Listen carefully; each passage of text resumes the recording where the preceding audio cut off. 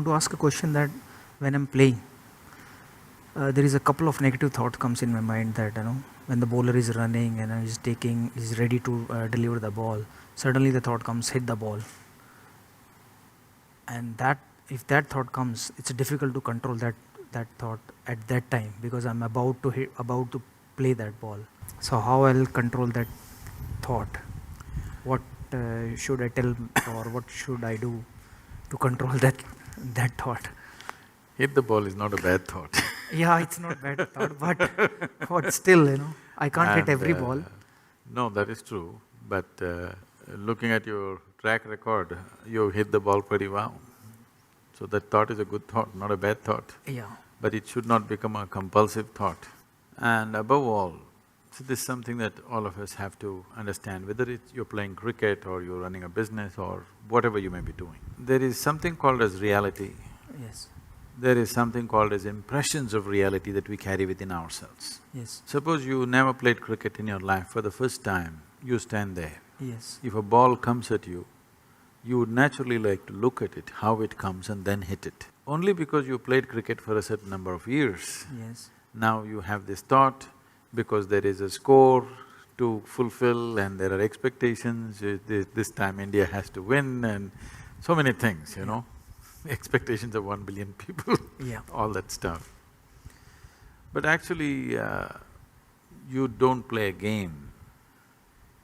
I would call everything a game in life. Yes. Whether you're on a playing field or you're in any other field, it is a kind of a game. You don't play any game well, you don't win a game because you want to win. Yeah. You don't hit a ball because you want to hit. Yeah. It is only because you do something right, it all works. So if you want to do something right, if you want to do anything right, first thing is we're able to grasp the situation for what it is. You're expecting the ball at 160 kilometers per hour, suppose he lets it out at 60 kilometers per hour, it's the easiest things to hit probably, but you may miss it simply because you're expecting it to happen in a certain way. This expectation is coming because your memory is projecting into reality and making an unreal reality. So if there is an intelligent bowler, she reads this and he will make those things, and it is not always the fastest bowler or the one who spins most who gets the wickets, it's one who reads the batsman's expectations and just does the reverse of that, who manages to fox the batsman. So it doesn't matter which aspect of life, whether sport or otherwise, the important thing is we are able to grasp what is there and do the appropriate action. Yeah. In a sport, it becomes very, kind of focused because so many people watching, and we know if you don't hit the ball right, all of us know it. Somebody is driving, if he, instead of missing the pothole, if he hits the pothole, maybe not everybody notices. Somebody is doing business, instead of doing the right thing, if he goes little off, maybe not too many people notice it. But in sport, if you don't hit the ball, if you don't take the ball in the center of the bat, all of us notice it. Yes. Not just you, Yes. not just the bowler. Every one of us know that you didn't hit it right. So because of that, all this is building up. I was just talking to somebody and they are just then… somebody was telling me, we got to beat Pakistan this time.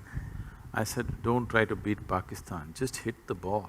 Yes. If you want to beat Pakistan, they'll wage a war, okay? Yeah. You don't try to beat Pakistan, all you have to do is hit the ball.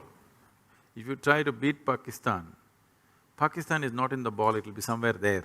Yes. In trying to beat that, all that'll happen is you'll go and sit in the pavilion. That's all that'll happen. Yes. In human mind,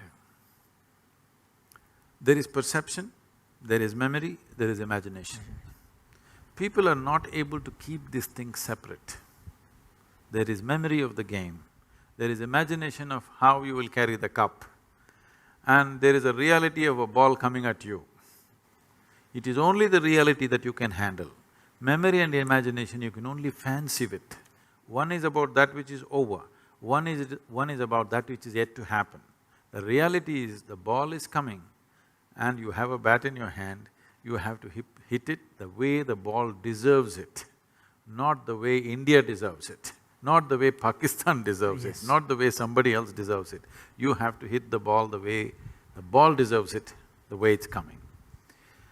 So to keep this clarity of mind, there are methods with which you can hold your mind in such a way that this moment if I sit here, the memory of who I am, my parentage, my upbringing, my growing up, my things or things that I know, if all these things come right now in my mind, I will not perceive what is here. Memory will play. Yes. Memory is not a reality Yes. because it is about something that is over, which does not exist. That which does not exist, if it impedes into that which exists, you will miss that which exists. This is so in everybody's life, but in a sports person's life, the effect of that is immediate. In other people's lives, it'll pay out and they will see it after some time that it doesn't work. Yes. But with your life, it's right there. You're either at the crease or you're sitting up there and clapping for somebody. Yes. It's very clear.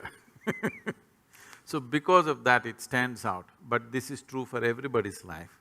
So see, when you're given such a sophisticated mechanism called mind, human mind is not a simple thing, it's a magnificent mechanism. Even if you buy a phone, a simple phone, which they're calling it smart, it's not as smart as you, okay? Yes. But even if you buy a phone, you have to read a manual which runs into 20 pages of how to use it. Yes. They're not telling you how it works, they're only telling you how to use it will take a certain amount of study. If you want to know how it works, it will take much more Yes. amount of study. Did you ever read the user manual for your brain? No. That's the whole thing. We are not looking at how this works, simply we are trying to use it. By nature or by accident, people may get to use it, but not consciously. But there is a method or There is a method. a technique to This is a use it? very established method. Okay. My next question is that only how I'll control that thought? Don't try to control it, you need to liberate yourself from this. Okay. See, I'm not talking about controlling your mind. Yeah. I'm talking about liberating it Yeah. from all kinds of additions that it has added on. Yeah. If you control your body, if you control your mind, what it means is, control means to hold it within certain limits. But you become who you are in the world only because you cross the limits. Only because you cross the limits that other people never cross, you become whoever you are in the world.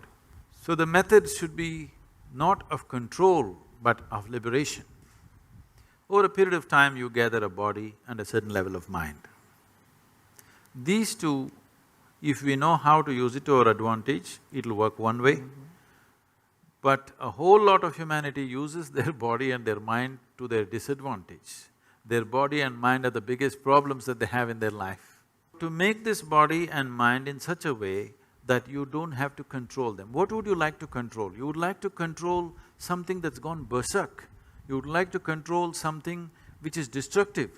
Why would you like to control something that is creative, something that is competent, something that is capable? Why would you like to control that? Would you like to control your intelligence? Because if there is a certain level of ignorance, you want to control it. Would you like to control your intelligence? Would you like to control your physical strength? Would you like to control anything? You would want to liberate it, you would want to focus it, you would want to put it into proper use. If this has to happen, the most fundamental thing, there are various other methods. If you have the necessary time, more sophisticated methods can be approached. Necessary time does not mean you have to spend 12 hours a day or something. If you spend 20 to 30 minutes a day, you can do miraculous things for yourself.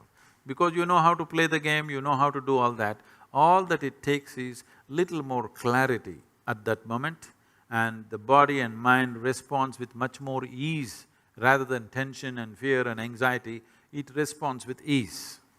There is substantial scientific and medical information today to clearly say, only when you're at ease, your body and mind functions at its best. We've given it to the cricket team also, I don't know if it reached you. This is called as Isha Kriya. This is a simple process. The important thing is to make a distinction between what is you and what is not you. When I say what is you and what is not you, whatever you associate yourself with, after some time you start experiencing it as myself, because somewhere in your mind you identify with it. Starting from the most fundamental thing, it goes into various things, which causes enormous amount of disturbance and misery. But the most basic thing which breeds this is your own body and your mind. When we say your mind is largely the thought process and emotions that go on there. This thought process and emotion mainly happens the way it happens because of the type of memory that you have gathered there. Obviously, you gathered memory over a period of time, isn't it? The body, the physical body, from the time when you were born and how you are today, you gathered this over a period of time.